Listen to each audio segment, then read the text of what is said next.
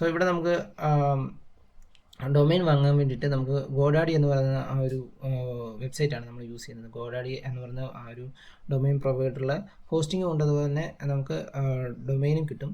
അതുപോലെ തന്നെ നമ്മൾ എന്നാൽ ഇവിടുന്ന് വാങ്ങുന്നത് ഡൊമൈനും ഹോസ്റ്റിംഗർ എന്ന് പറയുന്ന മറ്റൊരു പ്ലാറ്റ്ഫോമിൽ നിന്ന് വാങ്ങുന്നത് ഹോസ്റ്റിങ്ങുമാണ് നമ്മൾ വാങ്ങുന്നത്. സോ ഇങ്ങനെ രണ്ടെണ്ണമാണ് നമുക്ക് വേണ്ടത്. ഒരു വെബ്സൈറ്റ് ബിൽഡ് ചെയ്യാനായിട്ട് ഒരു ഡൊമൈൻ നെയിം വേണം, അതുപോലെ ഇത് കണക്ട് ചെയ്യാനായിട്ട് ഒരു ഹോസ്റ്റിങ്ങും ഉണ്ടെങ്കിൽ മാത്രമുള്ള വെബ്സൈറ്റ് ബിൽഡ് ചെയ്തെടുക്കാൻ പറ്റത്തുള്ളൂ. സോ നമുക്ക് എങ്ങനെയാണ് ഡൊമൈൻ നെയിം വാങ്ങുന്നതെന്ന് നോക്കാം.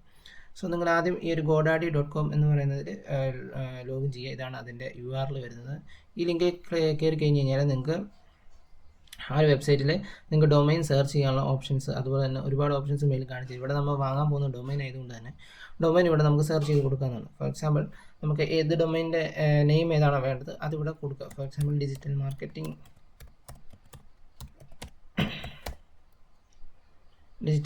എന്ന് കൊടുത്തു കഴിഞ്ഞാൽ അതിനുശേഷം നമ്മൾ സെർച്ച് ഡൊമൈൻ കൊടുക്കുകയാണെങ്കിൽ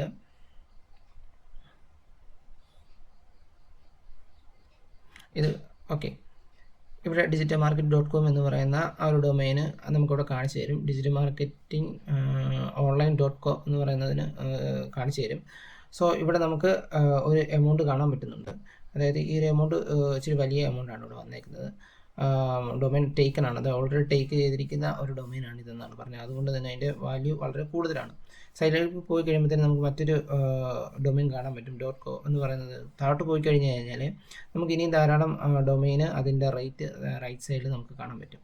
ഇത് കയറി കഴിഞ്ഞ് കഴിഞ്ഞാൽ ചിലപ്പോൾ ഇത് 1 ഇയറത്തേക്കുള്ള ചിലപ്പോൾ 1 മന്ത് അല്ലെങ്കിൽ 1 ഇയർ അല്ലെങ്കിൽ 2 ഇയർ ഇങ്ങനെയായിരിക്കും ഇതിനകത്ത് കൊടുക്കേണ്ടത്. നമുക്ക് ഏത് ഇയറാണ്, എത്ര ഇയറിലേക്കാണ് നമുക്ക് ആവശ്യമെങ്കിൽ ആ ഇയർ സെർച്ച് ചെയ്തുകൊണ്ട് സെലക്ട് ചെയ്തുകൊണ്ട് നമുക്ക് എടുക്കാൻ പറ്റും.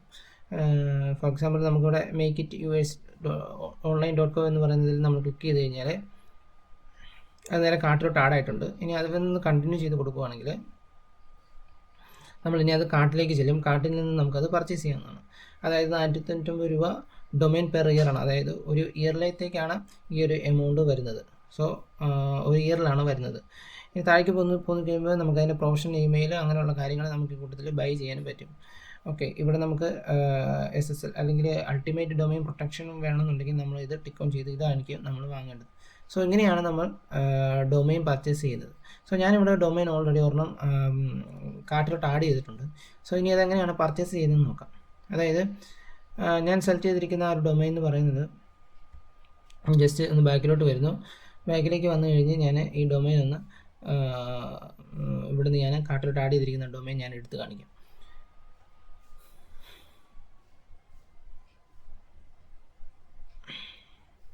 ഓക്കെ, ഇവിടെ വന്നു കഴിയുമ്പോൾ എനിക്ക് ഇതാണ് ഇവിടെ ഡൊമൈൻ കാണിക്കുന്നത്. ഇപ്പം ആഡ് ചെയ്തിരിക്കുന്ന ഡൊമൈൻ ഇവിടെ വന്നിരിക്കുന്നത് online.com എന്ന് പറയാം. അതെനിക്ക് വേണ്ട, ഞാൻ ഡിലീറ്റ് ചെയ്ത് കളയുന്നു.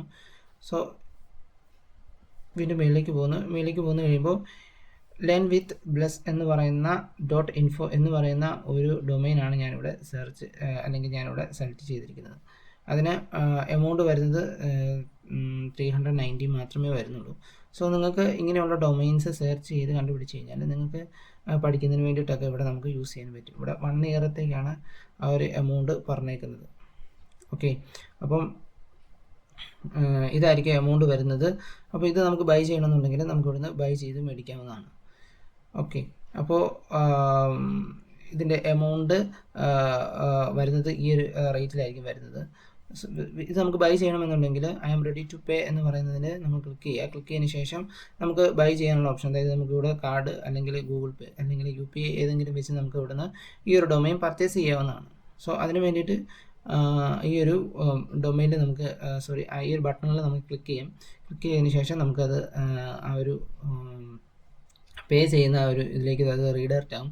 അവിടെ നമുക്ക് ഒരു അക്കൗണ്ട് ക്രിയേറ്റ് ചെയ്ത് കൊടുക്കണം. അക്കൗണ്ട് ക്രിയേറ്റ് ചെയ്യാൻ വേണ്ടിയിട്ട് കണ്ടിന്യൂ വിത്ത് ഗൂഗിൾ എന്ന് പറയുന്നതിൽ ക്ലിക്ക് ചെയ്ത് കഴിയുമ്പോൾ അവിടെ നമുക്ക് ആ മെയിൽ വെച്ച് തന്നെ ലോഗിൻ ചെയ്യാൻ സാധിക്കും.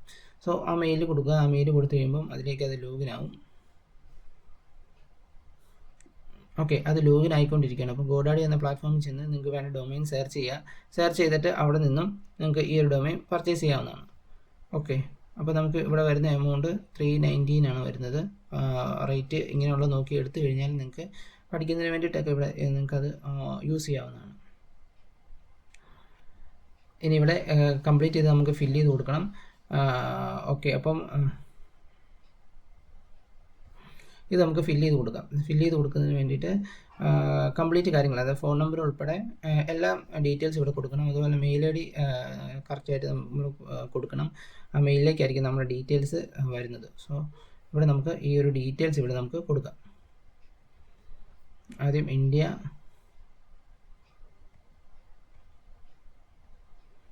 ഓക്കെ. ആ ഒരു മെയിലിൻ്റെ നെയിം ആയിരിക്കും ഇവിടെ വരുന്നത്. ഇത് നമുക്ക് എഡിറ്റ് ചെയ്ത് കൊടുക്കണം എന്നുണ്ടെങ്കിൽ നമുക്കിവിടെ എഡിറ്റ് ചെയ്ത് കൊടുക്കാം.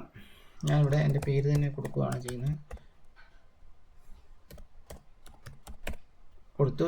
താഴേക്ക് വരുന്നു, ഞാൻ ഫോൺ നമ്പർ കൊടുക്കുന്നു. വീണ്ടും താഴേക്ക് വരുന്നു, notify me on WhatsApp about products. അതായത് ഈ പ്രോഡക്ട്സിൻ്റെ എന്തെങ്കിലും അപ്ഡേഷൻസ്, റിന്യൂവലിൻ്റെ ഡേറ്റ്, സ്പെഷ്യൽ ഓഫേഴ്സ് ഒക്കെ ഉണ്ടെങ്കിൽ നിങ്ങൾ വാട്സാപ്പിലേക്ക് ഒരു റിമൈൻഡർ പോലെ സെറ്റ് ചെയ്യണമെന്നുണ്ടെങ്കിൽ ഇത് സെറ്റപ്പ് അല്ലെങ്കിൽ അത് ടിക്ക് ഓൺ ചെയ്ത് കൊടുത്താൽ മതിയാവും.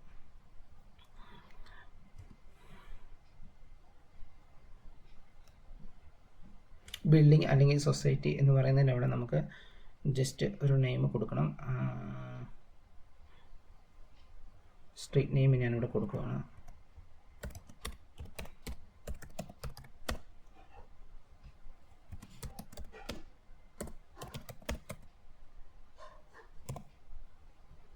സ്റ്റേറ്റ് ഞാനിവിടെ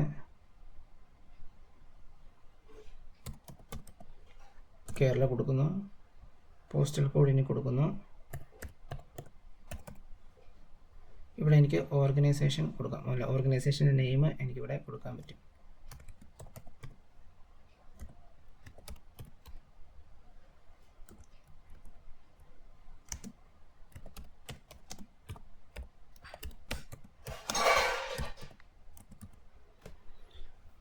ഓക്കെ, ഞാനിപ്പം ഓർഗനൈസേഷൻ കൊടുത്തു. ഇനി എനിക്ക് GST നമ്പർ ഉണ്ടെങ്കിൽ ഇതെനിക്കിവിടെ കൊടുക്കാവുന്നതാണ്. ഓക്കെ, അതുപോലെ തന്നെ ഇവിടെ നമുക്ക് ഒരു ബിൽഡിംഗ് അല്ലെങ്കിൽ സൊസൈറ്റി ഇവിടെ കൊടുക്കണം. സോ ഇവിടെ ഞാൻ ബിൽഡിംഗ് അല്ലെങ്കിൽ സൊസൈറ്റി എന്ന് പറയുന്നത് ഞാൻ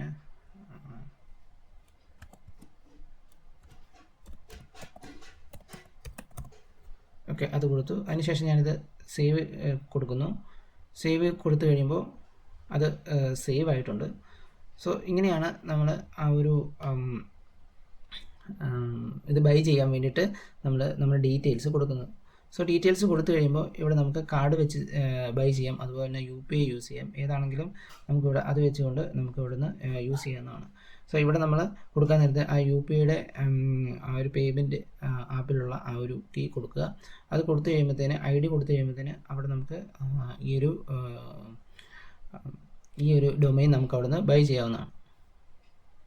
ഓക്കെ, ഇനി ഇത് ഞാൻ ബൈ ചെയ്യാൻ വേണ്ടിയിട്ട് എൻ്റെ വിർച്വൽ പേയ്മെൻറ്റ് അഡ്രസ്സ്, അതായത് UPIയുടെ ഞാൻ അത് സെലക്ട് ചെയ്യുന്നു. UPID ഞാനിവിടെ കൊടുക്കുന്നു.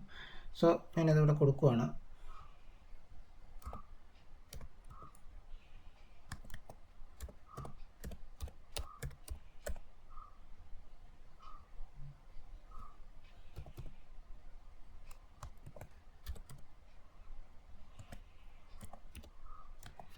ഓക്കെ, അപ്പോൾ ഞാനത് UPID കൊടുത്തു.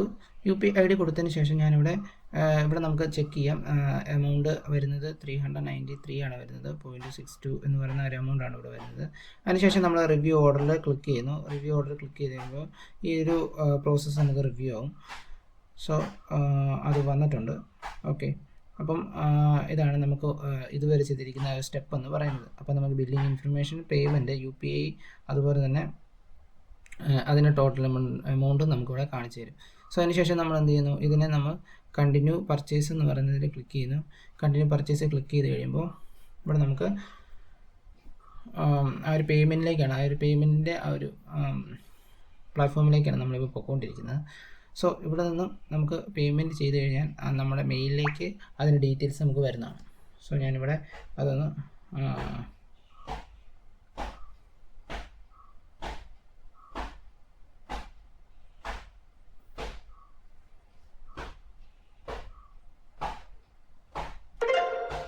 ഓക്കെ, അപ്പോൾ ഞാൻ പേയ്മെൻറ്റ് സക്സസ്ഫുള്ളി ചെയ്തിട്ടുണ്ട്. സോ ഇനിയിപ്പം അതിൻ്റെ ഡീറ്റെയിൽസ് എൻ്റെ ആ ഒരു എന്താ പറയുന്ന ആ ഒരു ഇതിലേക്ക് വരും, മെയിലിലേക്ക് വരും. സോ ഇങ്ങനെയാണ് നമ്മൾ ഒരു ഡൊമൈൻ നമ്മൾ പർച്ചേസ് ചെയ്യുന്നത്. അതിനുശേഷം ഗോ ടു മൈ അക്കൗണ്ട് എന്ന് പറഞ്ഞ് ക്ലിക്ക് ചെയ്ത് കഴിയുമ്പോൾ അത് നമുക്ക് ആ ഒരു അക്കൗണ്ട്, അതായത് ഡാഷ്ബോർഡിലേക്ക് നമുക്ക് ചെല്ലാൻ സാധിക്കും. സോ അവിടെ നിന്ന് നമുക്ക്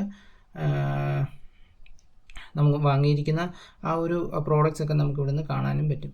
സോ ഇപ്പോൾ ഇവിടെ ഓൾ പ്രോഡക്ട്സിന് അവിടെ get started you don't have products എന്നാണ് കാണിക്കുന്നത്. അതിപ്പോൾ നമുക്ക് അപ്ഡേറ്റ് ചെയ്ത് വന്നോളും. സോ അത് അപ്ഡേറ്റ് ചെയ്യാൻ നേരത്തെ നമുക്ക് നോക്കാം. അത് വന്നു കഴിയുമ്പോഴത്തേന് നമുക്കത് നോക്കി കഴിയുമ്പോൾ നമുക്കത് കാണാൻ സാധിക്കാവുന്നതാണ്.